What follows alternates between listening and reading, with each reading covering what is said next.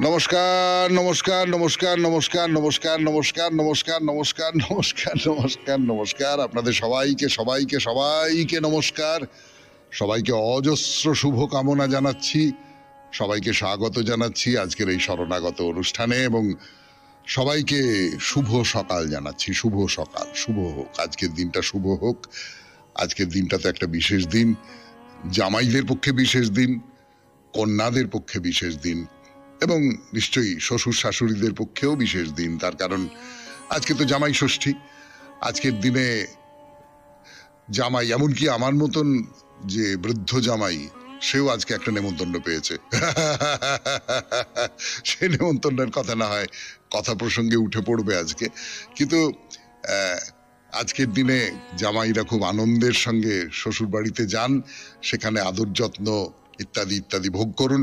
কন্যারাও তার বাবা মাকে দেখে খুব খুশি হন, বাবা মাও কন্যা এবং জামাতা তো সন্তানই, তাকে দেখে খুশি হন। সবটা মিলিয়ে খুব একটা আনন্দের মুহূর্ত ঘরে ঘরে তৈরি হয়ে উঠুক, এই কামনা করব। জামাই ষষ্ঠীর বাইরে আজকে মহাযোগী মহামহোপাধ্যায় শ্রী গোপীনাথ কবিরাজ মহাশয়ের তিরোভাব দিবস। 1976 খ্রিস্টাব্দে এই পণ্ডিত মানুষটি প্রয়াত হয়েছিলেন। আর আজকে বিষ্ণুপ্রিয়া দেবীর ভাইপো মাধবাচার্য গোস্বামী প্রভুর আবির্ভাব তিথি।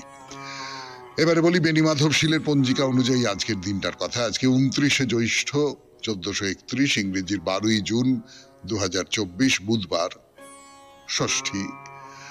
সূর্যোদয়ের সময় ভোর 4:55, সূর্যাস্তের সময় বিকেল 6:19, নাকি সন্ধে বলবো।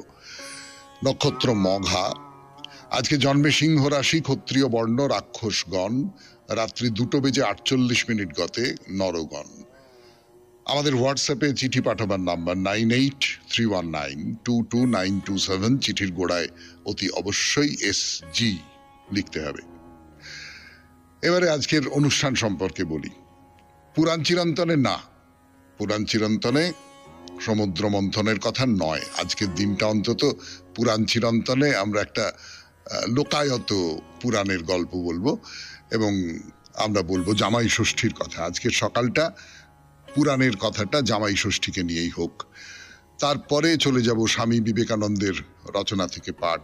এই পর্বে যে কাহিনীটি শোনাচ্ছিলাম আপনাদের, স্বামী বিবেকানন্দের লেখা একটি কাহিনী, কিন্তু আমাদের সকলেরই পরিচিত বালগোপালের কাহিনী। সেই বালগোপালের যে কাহিনী, সেইটা শেষ করব আজকে। আপনারা বুঝতেই পাচ্ছেন যে গল্প প্রায় শেষ হয়ে এসেছে। তারপর কথামৃত থেকে পাঠ, অতঃপর আপনাদের চিঠিপত্র এবং শেষে বাইরে দূরে। 92.7 বিগ FM এ শরণাগত অনুষ্ঠান শুনছেন। আমি আছি আপনাদের সঙ্গে, আপনাদের সৌমিত্র বসু। ফিরে আসছি আজকে জামাই ষষ্ঠীর কথা নিয়ে।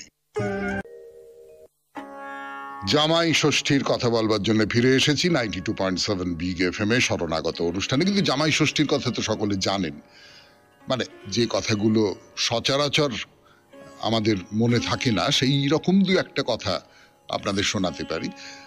কিন্তু আজকে তাহলে জ্যৈষ্ঠ মাসের শুক্লপক্ষের ষষ্ঠী তিথি, এই দিনটাই হচ্ছে জামাই ষষ্ঠী। তো এই জামাই ষষ্ঠীর একটা ইতিহাস আছে এবং নিয়মটা হচ্ছে, মানে সাধারণভাবে পুরনো কালের নিয়ম, এখনকার নিয়ম তো বলা বাহুল্য, সেটা নয়। সেটা হচ্ছে যে মেয়ের যতদিন না পর্যন্ত সন্তান হয় ততদিন পর্যন্ত সেই মেয়ের বাবা বা মা কুটুম বাড়িতে প্রবেশ করবেন না। কুটুম বাড়ি বলা হতো আমাদের ছোটবেলায়, এখন কুটুম বাড়ি কথাটা উঠেই গেছে প্রায়, কুটুম্ব থেকে কুটুম। মানে আমার মেয়ের যতদিন না পর্যন্ত সন্তান হয় ততদিন পর্যন্ত আমি আমার মেয়ের শ্বশুর বাড়িতে যাব না। তো সন্তান যদি না হয়, বিলম্বিত হয়, তাহলে কি হবে? তাহলে তো দীর্ঘদিন ধরে মেয়েকে না দেখে থাকতে হবে। এটা তো মায়ের পক্ষে খুব একটা কষ্টের ব্যাপার।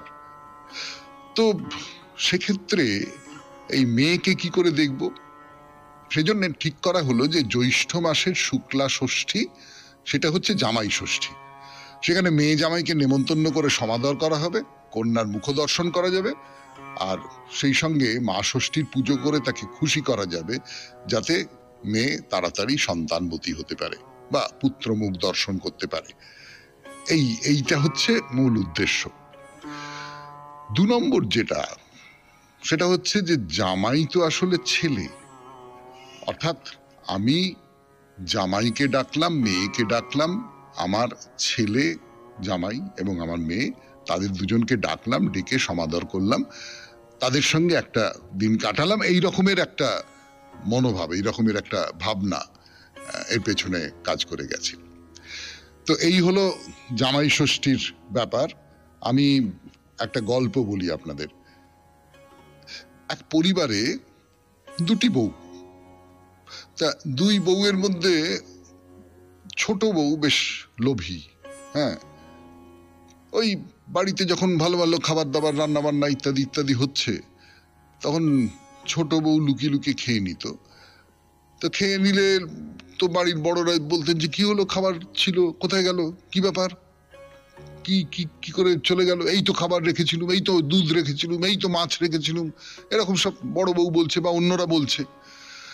তখন ছোট বউ বলতো যে ওই বেড়ালে খেয়ে নিয়েছে, ওই বেড়ালে খেয়ে নিয়েছে। আর মুশকিলটা হচ্ছে বেড়াল তো হচ্ছে মা ষষ্ঠীর বাহন। তো আমার বাহন বেড়াল, তার নামে যদি এইরকম অপবাদ দেওয়া হয় তাহলে মা ষষ্ঠীর তো রাগ হবারই কথা। এবং দেবীর রাগ হলে কি হতে পারে সেও তো আপনারা আন্দাজ করতে পারেন। সেই আন্দাজের জায়গা থেকে শুরু করব আমাদের এই পুরাণ চিরন্তনের লোকপুরাণের গল্পের বাকি অংশ 92.7 বিগ FM এ শরণাগত অনুষ্ঠানে ফিরে আসছি। এর গান শুনে নি। যেটা হয়েছে বলে আমরা আন্দাজ করতে পারি, সত্যি সত্যি কি হয়েছে বা আদৌ এই সমস্ত হয়েছে কিনা সেটা তো পরের কথা। 92.7 বিগ FM এ শরণাগত অনুষ্ঠানে জামাই ষষ্ঠীর পেছনের যে গল্প, সেই গল্প শুনছেন আপনারা। তো সেখানে ধরা যাক বেড়ালের নামে দোষ পড়ে, আর বেড়ালের তো বোধ বুদ্ধি আছে, প্রাণ আছে, সবই আছে, মানে আমাদের লোককাহিনীতে তো তা থাকবেই। তো বেড়াল গিয়ে মা ষষ্ঠীকে বলেছে যে মা আমার নামে এই সমস্ত উল্টো পাল্টা কথা বলছে, তুমি দেখো। তো দেবী খুব রেগে গেছে, রেগে গিয়ে ওই যে ছোট বউয়ের একটি ছেলে ছিল তাকে মেরে ফেলেছে, তার প্রাণ কেড়ে নিয়েছে। তো সেই ছোট বউয়ের তো খুব কষ্ট, ভেঙে পড়েছে, খুব কান্নাকাটি করছে, খুব কান্নাকাটি করছে। তো সেই কান্না দেখে মা ষষ্ঠীর দয়া হয়েছে। মা ষষ্ঠী খুব বুড়ি একজন, করতে করতে করতে করতে সেই ছোট বউয়ের কাছে গাছে গিয়ে বলেছে যে তুই যে এইরকম করে নিজে খেয়ে নিয়ে সেই দোষটা আমার বাহন বেড়ালের ওপরে দিচ্ছে, সেটা কি ভালো করছে? তো ছোট বউ তখন বুঝতে পেরেছে ঠিকই তো, আমি বেড়ালের নামে দোষ দিয়েছি, বেড়াল কথা বলতে পারে না, বেড়ালের নামে দোষ দিলে সেইটা কেউ আর প্রমাণ করতে পারবে না যে না বেড়াল খায়নি, এরকম কোনো প্রমাণ করতে পারবে না। ফলে ছোট বউ নিজের ভুলের জন্য ক্ষমা চাইল, দেবী ষষ্ঠী তার সন্তানকে ফিরিয়ে দিল। তো এই ঘটনাটা জানতে পেরে শ্বশুর বাড়ির লোকজন খুব রেগে মেগে গিয়ে তাকে তার বাবার বাড়িতে যেতে বাধা দেয়। তো ষষ্ঠী পুজোর দিন তাদের মেয়েকে দেখতে আগ্রহী বাবা মা তাদের জামাই আর মেয়েকে নিজেদের বাড়িতে নেমন্তন্ন করেছিল। সেই থেকে দিনটা জামাই ষষ্ঠী নামে পরিচিত। মানে জামাই ষষ্ঠী মানে হচ্ছে যে মাঝখানে বিচ্ছেদ হয়েছিল, সেই বিচ্ছেদটা দূর হয়ে গেল, এবার আবার একটা পুনর্মিলনের দিন। তো এই দিনটা আসলে শাশুড়ি ষষ্ঠী দেবীকে খুশি করবার জন্য ষষ্ঠী পুজো করেন এবং মেয়ে জামাইয়ের ভালো হোক, সমৃদ্ধি হোক, এই সমস্ত প্রার্থনা করেন। দুর্দান্ত ভোজ খাওয়ানো হয় ইত্যাদি ইত্যাদি ইত্যাদি। খুব ছোট্ট করে বলি, আমার তো শ্বশুরমশাই এবং শাশুড়ি মা দুজনেই প্রয়াত হয়েছেন, ফলে দীর্ঘদিন আমি জামাই ষষ্ঠীর থেকে বঞ্চিত ছিলাম। সেই যে আনন্দ, সেটা বড় বড় আনন্দ। মানে সবচেয়ে যেটা আনন্দের বিষয় সেটা আপনাদের বলেই ফেলি, আমার সামনে প্রচুর খাবার দাবার, আমি একটু পেটুক লোক, প্রচুর খাবার দাবার দিয়ে শাশুড়ি মা আমাকে হাওয়া করতেন। হ্যাঁ, মানে 2-3 বার পাখার বাতাস করা, রিচুয়ালের মতন। আর আমি বলতাম না না না না না না, পুরো খাবার সময়টা হাওয়া করতে হবে, না না ওরকম করলে জামাই রেগে যাবে, এইসব ফক্কুড়ি হতো আর কি। তো এবারে আমার স্ত্রীর এক দাদা, তিনি ভারী ভালো মানুষ, তিনি আবার নিয়মিত শরণাগত শোনেন, তিনি আমাকে নেমন্তন্ন করেছেন আমাদের দুজনকে খাওয়াবেন বলে। এটা বহুদিন পরে জামাই ষষ্ঠীর নেমন্তন্ন পেয়ে আমি খুবই আহ্লাদিত। যাই হোক, এই সব কথা বলে, জামাই ষষ্ঠীর কথা বলে এবং নিজের ব্যক্তিগত কথাও বলে শেষ করলাম আজকের পুরাণ চিরন্তন। এরপর একটু গান শুনি, গানের পর স্বামী বিবেকানন্দের রচনা থেকে পাঠ, বালগোপালের কাহিনী। বালগোপালের কাহিনী স্বামী বিবেকানন্দের রচনা থেকে পড়ে শোনাচ্ছি আপনাদের। অবশেষে তিনি স্থির করলেন, যা চিরদিন করে এসেছেন জীবনের সদ্যাবস্থায় আজও তাই করবেন। রাখাল রূপী শ্রীকৃষ্ণের উপর নির্ভর করবেন, তার কাছেই চাইবেন যদি কিছু প্রয়োজন হয়। সুতরাং ছেলেকে বললেন সে যেন তার বোনের রাখাল দাদার কাছে গুরুমশাইয়ের জন্য কিছু চেয়ে নেয়। পরদিন বোনের মধ্যে রাখাল দাদার সঙ্গে যথা নিয়মে গোপালের দেখা হলো, দুজনে কিছুক্ষণ খেলাধুলোও করলো। তারপর বিদায় নেবার কালে গোপাল তার দুঃখের কথা জানালো রাখাল দাদাকে, অনুরোধ করলো গুরুমশাইকে দেবার মতো কিছু উপহার সে যেন তাকে দেয়। রাখাল বলল, ভাই গোপাল, আমি সামান্য বনের রাখাল, মাঠে মাঠে গরু চড়াই, আমার তো টাকা পয়সা নেই ভাই। তবে তোমার রাখাল দাদার উপহার স্বরূপ এই ছোট ক্ষীরের বাটিটি তুমি নাও, এইটি তোমার গুরুমশাইকে উপহার দিও। গোপালের তখন আনন্দ আর ধরে না। একে তো গুরুমশাইয়ের জন্য কিছু উপহার হাতে পেয়েই সে খুশি, তার উপর সেই উপহার এসেছে রাখাল দাদার কাছ থেকে। অতি দ্রুত সে পাঠশালায় চলে গেল। পাঠশালার অন্যান্য ছাত্রেরা তখন সার দিয়ে দাঁড়িয়ে এক এক করে গুরুমশাইয়ের হাতে তাদের উপহার তুলে দিচ্ছে। গোপালও কম্পিত বক্ষে সবার পিছনে গিয়ে দাঁড়ালো। ভিন্ন ভিন্ন ছাত্রের হাতে ভিন্ন ভিন্ন ধরনের ভালো ভালো উপহার ছিল। সুতরাং পিতৃহীন দরিদ্র বালকের তুচ্ছ উপহারের দিকে কেউ তাকিয়েও দেখল না। সে তাচ্ছিল্যে গোপাল যেন দমে গেল, দুঃখে তার চোখে জল এলো। অবশেষে হঠাৎ গুরুমশাইয়ের চোখ পড়ল তার দিকে। তিনি তখন তার হাত থেকে ক্ষীরের পাত্রটি নিয়ে অন্য একটি বৃহৎ পাত্রে ঢেলে দিলেন। কিন্তু এ কি, মুহূর্তে সে শূন্য পাত্র আবার ক্ষীরে পূর্ণ হয়ে গেল। আবার ঢাললেন, আবারও পূর্ণ হলো। এমনি যতবার তিনি ঢালেন ততবারই পাত্রটি মুহূর্তে ভরে ওঠে। উপস্থিত সকলে তো একেবারে স্তম্ভিত। গুরুমশাই তখন দুহাতে গোপালকে কোলে তুলে নিলেন, বললেন, এ পাত্র তুই কোথায় পেলি বাবা? গোপাল তখন পণ্ডিত মশাইয়ের কাছে তার বোনের রাখাল দাদার কাহিনী আনুপূর্বিক বর্ণনা করল। কেমন করে সে তাকে প্রতিদিন ডাকে এবং সাড়া পায়, কেমন করে প্রতিদিন দুজনে তারা খেলা করে, এবং কেমন করে ওই ক্ষীরের ছোট্ট পাত্রটিও রাখাল দাদার হাত থেকেই সে পেয়েছে। সব শুনে গুরুমশাই তখনই তার সঙ্গে বনে গিয়ে সেই অদ্ভুত রাখাল বালককে দেখতে চাইলেন এবং গোপালও মহানন্দে তাকে নিয়ে চলল। বনস্থলীতে গিয়ে অন্যদিনের মতো আজও সে তার দাদাকে ডাকলো, কিন্তু সেদিন কোনো উত্তর শোনা গেল না।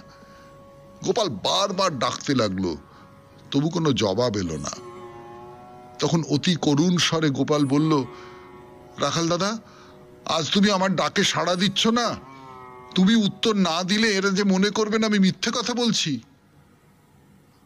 তখন অতি দূর বনপ্রদেশ থেকে একটি স্বর ভেসে এলো, এক অশরীরী শব্দ। কে যেন বলছে, ভাই, তোমার আর তোমার মায়ের ভক্তি বিশ্বাসের টানেই আমি তোমার কাছে যাই, কিন্তু তোমার গুরুমশায়ের এখন অনেক দেরি, তাকে বলো সে কথা।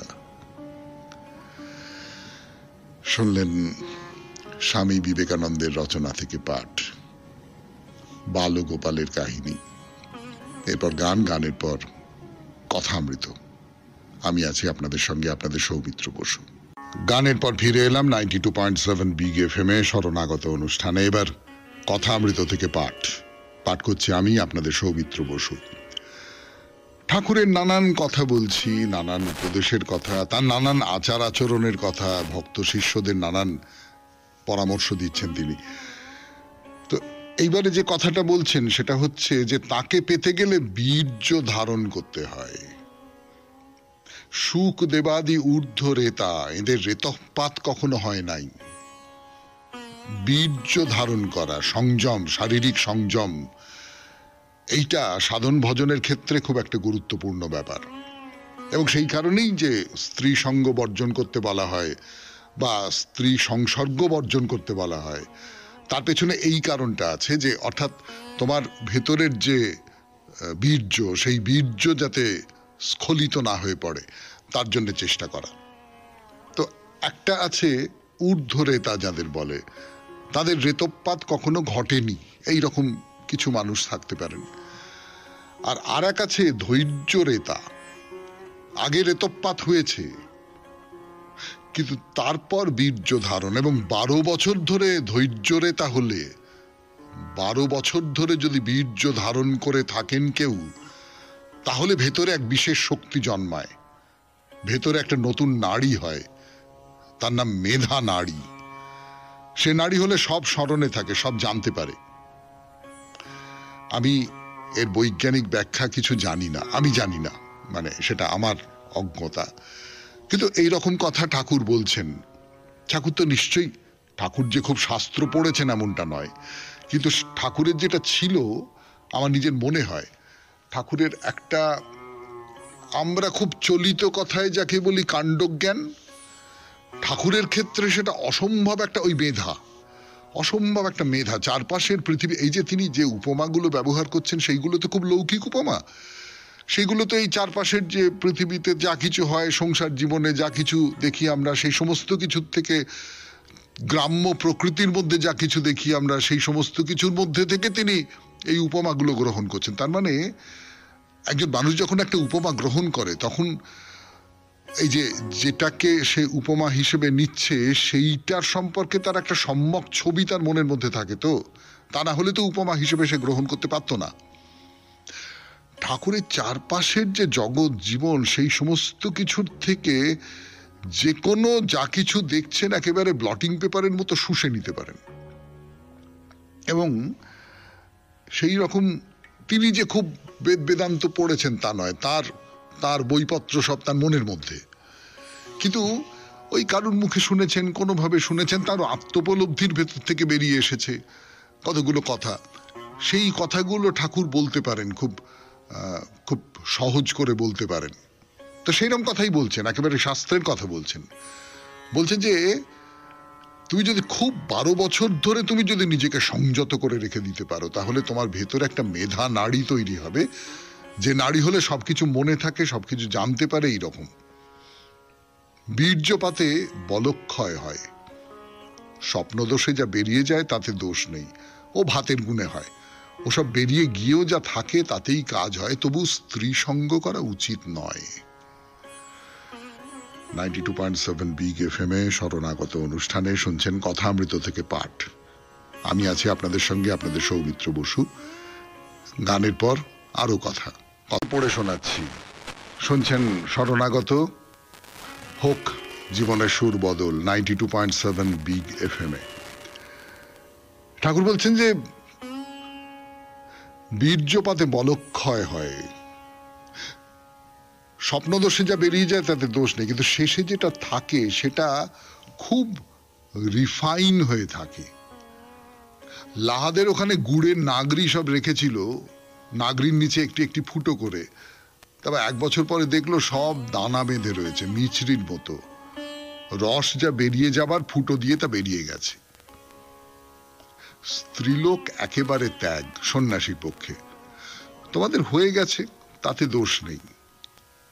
সন্ন্যাসী স্ত্রীলোকের চিত্রপট পর্যন্ত দেখবে না, সাধারণ লোকে তা পারে না। সা রে গা মা পা ধা নি, নিতে অনেকক্ষণ থাকা যায় না। সন্ন্যাসীর পক্ষে বীর্যপাত বড়ই খারাপ, তাই তাদের সাবধানে থাকতে হয়, স্ত্রীরূপ দর্শন যাতে না হয়। ভক্ত স্ত্রীলোক হলেও সেখান থেকে সরে যাবে। স্ত্রীরূপ দেখাও খারাপ, জাগ্রত অবস্থায় না হয়, স্বপ্নে বীর্যপাত হয়। সন্ন্যাসী জিতেন্দ্রীয় হলেও লোকশিক্ষার জন্য মেয়েদের সঙ্গে আলাপ করবে না, ভক্ত স্ত্রীলোক হলেও বেশিক্ষণ আলাপ করবে না। সন্ন্যাসীর হচ্ছে নির্জলা একাদশী, আর 2 রকম একাদশী আছে, ফলমূল খেয়ে আর লুচি ছক্কা খেয়ে। সবাইকার হাসি। লুচি ছক্কার সঙ্গে হলো 2খানা রুটি দুধে ভিজছে। তোমরা নির্জলা একাদশী পারবে না।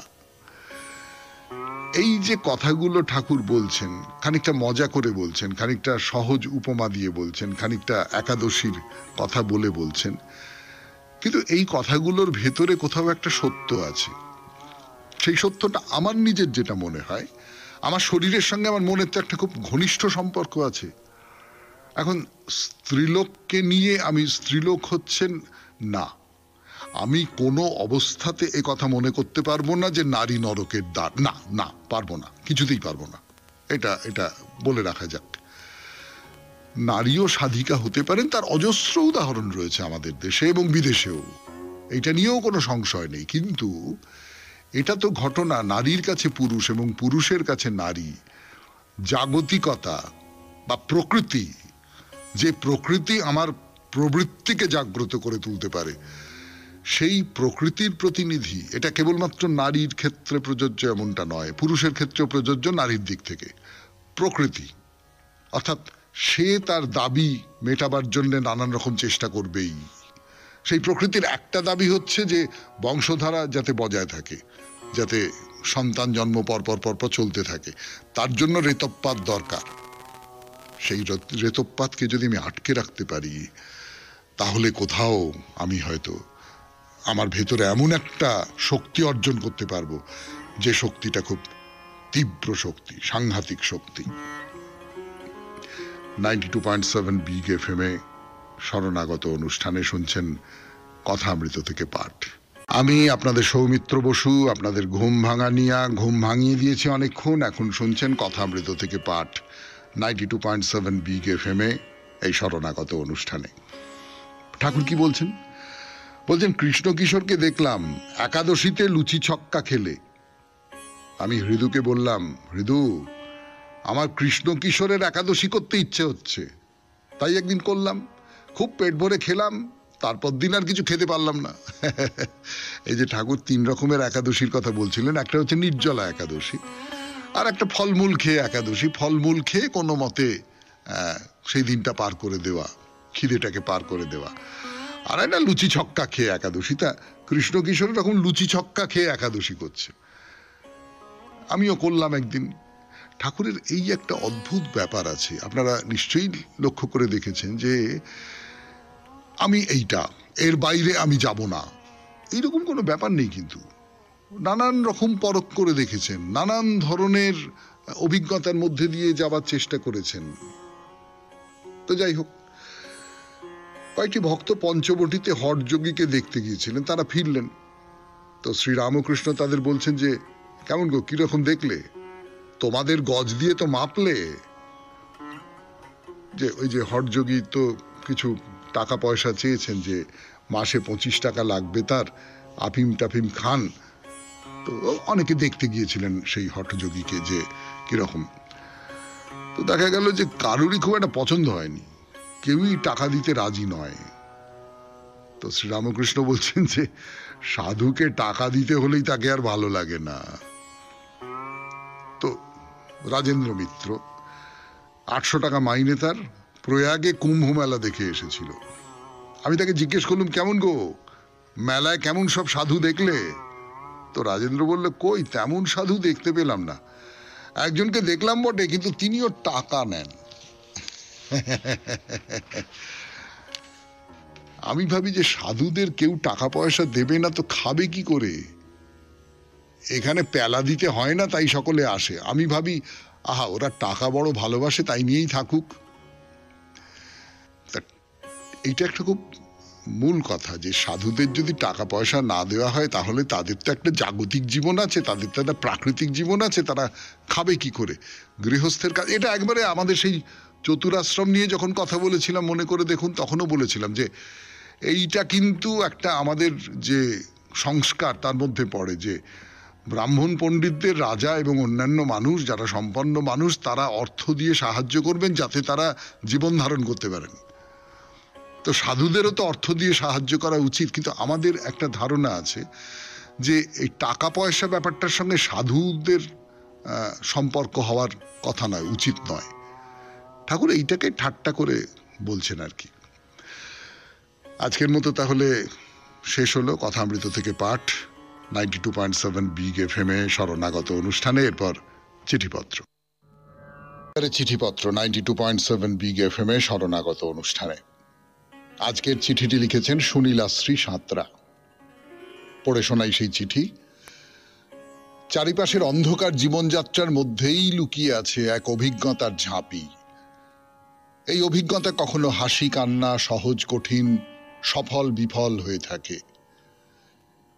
এই তো সেদিন রিক্সা করে রাস্তা দিয়ে আসছিলাম, নামার সময় হঠাৎ পাটা মচকে গিয়ে আছাড় খেলাম। রিক্সা চালক ভাই এসে পায়ে মেসেজ করে আমায় বাড়ির উপরে তুলে দিয়ে গেল। তাকে আমি চিনি না, কিন্তু তার সেবা আমি ভুলতে পারলাম না তার অতি স্নেহের দিদি ডাকটা। আজ চারপাশ অন্ধকার, তবুও ভালো মানুষ আছেন। আজ সৌমিত্র দাদার দেওয়া বিষয় লিখতে গিয়ে রেডিওর মাধ্যমে আমি রিক্সা চালক ভাইকে অনেক আন্তরিক শুভেচ্ছা জানালাম। ভালো থেকো ভাই। আমাদের বাড়িতে একজন কাজের সহায়ক হিসেবে আসে। একদিন আমি বাড়িতে 25,000 টাকা ফেলে দোকানে চলে যাই। আমি যখন বাড়িতে এলাম তখন ওই দিদি আমায় টাকাটা ফেরত দেয়। দিদির মতো সম্মান করি। মানুষ ভালো কাজ করলেও জীবনের সঠিক লক্ষ্য বা আদর্শ না থাকলে সবই ব্যর্থ হয়ে যাবে। এই ভাবনাকে চালু রাখতে হবে। দাদা, আপনাকে সশ্রদ্ধ প্রণাম দিলাম। ভালো থাকুন। 92.7 বিগ এফএম মনে দিল আলোর পরশ। সকলের জন্যই রইল আন্তরিক ভালোবাসা। স্বামীজি বলেছেন, বিজ্ঞান দিয়ে বাহিরের প্রকৃতিকে জয় করা যায়, ধর্ম দিয়ে অন্তরকে জয় করা যায়। সুনীলাশ্রী সাঁতরা, হাওড়া। হ্যাঁ, এই যে দেখুন, সত্যি সত্যি একজন মানুষ যদি রিক্সা থেকে পড়ে যান, একজন মোটামুটি মাঝবয়সী মানুষ, মহিলা, তাকে যিনি রিক্সা চালাচ্ছেন তিনি তক্ষুনি ধরবেন, পায়ে মালিশ করে দেবেন, ঘরে নিয়ে যাবেন, এটাই তো স্বাভাবিক। বা ধরুন এই যে 25,000 টাকা বাড়িতে ফেলে রেখে চলে গেছেন, তো এই যে 25,000 টাকা বাড়িতে ফেলে রেখে চলে গেছেন, সেটা বাড়িতে যিনি আছেন, যিনি কাজকর্ম করেন, তিনি বলে দেবেন যে হ্যাঁ, আপনি না এটা ফেলে গিয়েছিলেন। এটাই তো স্বাভাবিক, তাই না? কিন্তু সেটা আমরা প্রায় আশাই করি না। আমাদের প্রায় মনে হয় যে না না না না, এটা কি একটা অদ্ভুত ব্যাপার হলো, এরকমটা তো হওয়ার কথা ছিল না। এইটাই হচ্ছে আমাদের এই যে সংশয়ময়, অবিশ্বাসময় এই যে জীবন, এই জীবনটা কিন্তু হওয়ার কথা ছিল না আমাদের। আমি এইটুকুই শুধু বলতে চাই। অনেক ধন্যবাদ আপনাকে। এবার বাইরে দূরে 92.7 বিগ এফএম এ শরণাগত অনুষ্ঠান শুনছেন। আমি আছি আপনাদের সঙ্গে, আপনাদের সৌমিত্র বসু। গানের পর ফিরে এলাম 92.7 বিগ এফএম এ শরণাগত অনুষ্ঠানে। সিঙ্গুরের ডাকাতে কালীর মন্দির, সে মন্দির তৈরির ইতিহাস শুনিয়েছি আপনাদের। ইতিহাস নাকি কিংবদন্তি নাকি দুয়ে মিলে একাকার, তা তো বলতে পারবো না অবশ্য। তবে একথা ঠিক, গল্পটা আমাদের সবাইকার খুব পছন্দ হওয়ার কথা। তার কারণ এ তো শুধু ডাকাতের গল্প নয়, এ তো শুধু মন্দির প্রতিষ্ঠার গল্প নয়, এ হলো জ্যান্ত দুর্গার গল্প। হ্যাঁ, মা শারদামণিকে স্বামী বিবেকানন্দ জ্যান্ত দুর্গা বলেছিলেন, তা তো আমরা সবাই জানি, তাই না? যাক, এইবার তাহলে গল্পের ভুবন ছেড়ে মন্দির দর্শনে যাওয়া যাক। সিঙ্গুর কিভাবে যাবেন? গাড়ি করে যাওয়া যায়, কলকাতা থেকে খুব বেশি দূরে নয়। আপনি যদি সাঁতরাগাছি থেকে ধরি, যদি মোটামুটি ওই তো কত 35 কিলোমিটারের কাছাকাছি হবে খুব বেশি করে ধরলে। সেখান থেকে আরো 2-1 কিলোমিটার গেলেই ডাকাতকালীর মন্দির। ওখান থেকে টোটো আছে। যদি ট্রেনে যেতে চান তবে হাওড়া থেকে উঠতে হবে, ঘন্টাখানেকের মধ্যেই সিঙ্গুর। এইবার তাহলে ডাকাতকালীর মন্দির। যদিও বারবার করে সিঙ্গুরের ডাকাতকালী বাড়ি বলছি, কিন্তু কালীবাড়িটা আসলে পুরুষোত্তমপুরে। মা ডাকাতের হাতে পড়েছিলেন এই পুরুষোত্তমপুর বলে জায়গাটায়, মনে করে দেখুন, বলেছি সে কথা। তো ওই যদি রাস্তা দিয়ে যান, গাড়ি করে যান, তাহলে দেখবেন একটা জায়গায় রাস্তা দুটো ভাগ হয়ে গেছে। একটা রাস্তা সোজা চলে গেছে তারকেশ্বরের দিকে, অন্যটা বাঁ দিকে বাঁক নিয়ে যাচ্ছে পুরুষোত্তমপুর। বেশ, তাহলে সেই পথেই এগিয়ে চলুন। বেশ খানিকটা যাবার পর আপনার বাঁ হাতে পড়বে একটা মন্দিরের দেউড়ি। এই হলো ডাকাত কালীবাড়ির মন্দির। বেশ বড় একটা দেউড়ি, লোহার বড় গেট, লাল থামের ওপর গেরুয়া রঙের তোরণ, একটা খুব বড় ছবি আঁকা ওপরে। সতীর মৃতদেহ কাঁধে নিয়ে শিব নাচছেন। তরুণের কাছে এসে পৌঁছেছি আমরা 92.7 বিগ এফএম এ শরণাগত অনুষ্ঠানে। এরপর তরুণ দিয়ে ভেতরে ঢুকবো ডাকাত কালী মন্দির। শুনছেন সিঙ্গুরের ডাকাত কালী মন্দিরের কথা 92.7 বিগ এফএম এ। বিগ এফএম 92.7 বিগ এফএম শরণাগত বাইরে দূরে। যেটা বলছিলাম আপনাদের, যে এই যে তোরণের মাথার উপরে যে ছবিটা রয়েছে, সতীকে কাঁধে নিয়ে তাণ্ডব নৃত্য করছেন শিব, না ছবিটা যে শিল্প হিসেবে খুব উৎকৃষ্ট তা নয়, কিন্তু শিবের তাণ্ডব নৃত্যের ছবি মন্দিরে ঢোকার মুখে এটা দেখতে বেশ ভালো লাগে। তো মূল মন্দিরে ঢোকবার মুখে আবার একটা দেউড়ি, এবং একথা শুনে নিশ্চয়ই আপনাদের খুব ভালো লাগবে যে তার মাথায় মা শারদার একটা ধ্যানস্থ ছবি। আর একটা দেউড়ি আছে অন্যদিকে, সেখানে আবার ঠাকুর শ্রী রামকৃষ্ণ পরমহংসদেবের ছবি, বড় ছবি, ভারী সুন্দর কিন্তু মন্দিরটি। লাল রঙের মন্দির, ওই বাংলার আটচালা ধরনের তার গড়ন, সারা গায়ে ছোট ছোট ছোট ছোট করে টেরাকোটার কাজ। তাই তো মন্দিরকে বাইরে থেকে দেখলেন, সবটা মিলিয়ে দেখলেন, বেশ হলো। এইবার এর ভেতরে যাওয়া যাক, মানে মায়ের গর্ভগৃহে যাওয়া যাক। এই যে মন্দিরটা, মায়ের গর্ভগৃহ যে মন্দিরটা, সেটা বেশ উঁচু একটা ভিতের ওপর বসানো। কত উঁচু হবে সেই ভিত বা উঠোন? দেখে শুনে যা মনে হয় কমপক্ষে 8-9 ফুটের মতো উচ্চতায় রয়েছে মন্দিরটি। উঠলাম সেখানে, বেশ চওড়া প্রশস্ত একটা উঠোন। এবার সেখান থেকে গর্ভগৃহের দিকে যাচ্ছি। হ্যাঁ, এখন আমরা এসে দাঁড়িয়েছি ডাকাত কালীর সামনে। তাকিয়ে প্রথম যে কথাটা মনে হয়, অন্তত আমার মনে হয়েছে, হ্যাঁ, ডাকাত কালী নামটা সার্থক। সত্যি দেবী একেবারে নির্মম ভয়ঙ্করী রূপ নিয়ে দাঁড়িয়ে রয়েছেন আমাদের সামনে। বিশাল মূর্তি, বিশাল মায়ের দুটি বড় বড় চোখ, মুখের রং কালো, ইনি কৃষ্ণবর্ণা। সেই কৃষ্ণবর্ণা দেবীর কালো মুখে, চোখের চারপাশে, গালে, সব জায়গায় লাল রং লাগিয়ে দেওয়া হয়েছে, তাতে মুখটা আরো ভয়ঙ্কর হয়ে উঠেছে।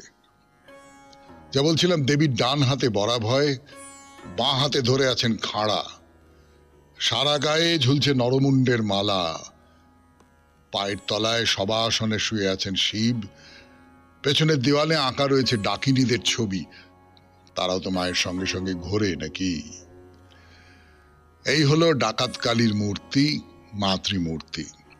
এই মাতৃমূর্তির কথা বলেই শেষ করলাম আজকে শরণাগত।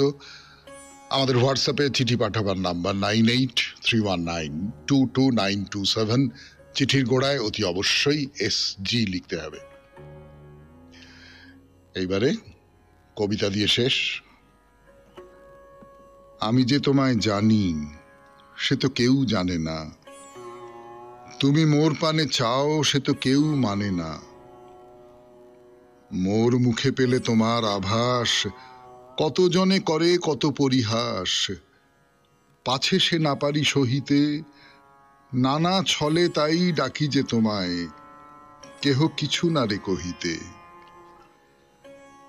তোমার পথ যে তুমি চিনায়েছ সে কথা বলি নে কাহারে, সবাই ঘুমালে জনহীন রাতে একা আসি তব দুয়ারে, স্তব্ধ তোমার উদার আলয় বিনাটি বাজাতে মনে করি ভয়, চেয়ে থাকি শুধু নীরবে, চকিতে তোমার ছায়া দেখি যদি ফিরে আসি তবে গরবে।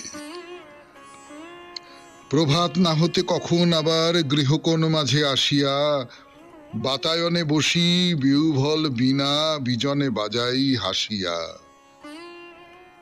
পথ দিয়ে যে বা আসে যে বা যায় সহসা থমকি চমকিয়া চায়, মনে করে তারে ডেকেছি, জানে না তো কেহ কত নাম দিয়ে এক নামখানি ঢেকেছি। ভোরের গোলাপ সে গানে সহসা সাড়া দেয় ফুলো কাননে, ভোরের তারাটি সে গানে জাগিয়া চেয়ে দেখে মোর আননে। সব সংসার কাছে আসে ঘিরে, প্রিয়জন সুখে ভাসে আঁখি নীরে, হাসি জেগে ওঠে ভবনে। যে নামে যে ছলে বীণাটি বাজাই, সাড়া পাই সারা ভুবনে। নিশীথে নিশীথে বিপুল প্রাসাদে তোমার মহলে মহলে, হাজার হাজার সোনার প্রদীপ জ্বলে অচপল অনলে। মোর দ্বীপে জেলে তাহারি আলোক, পথ দিয়ে আসি হাসে কত লোক, দূরে যেতে হয় পালায়ে। তাই তো সে শিখা ভবন শিখরে পারিনে রাখিতে জ্বালায়ে। বলিনে তো কারে সকালে বিকালে তোমার পথের মাঝেতে, বাঁশি বুকে লয়ে বিনা কাজে আসি বেড়াই ছদ্ম সাজেতে। যাহা মুখে আসে গাই সেই গান, নানা রাগিনীতে দিয়ে নানা তান। এক গান রাখি গোপনে, নানা মুখ পানে আঁখি মেলি চাই, তোমা পানে চাই স্বপনে। খুব ভালো থাকবেন, আনন্দে থাকবেন। নমস্কার।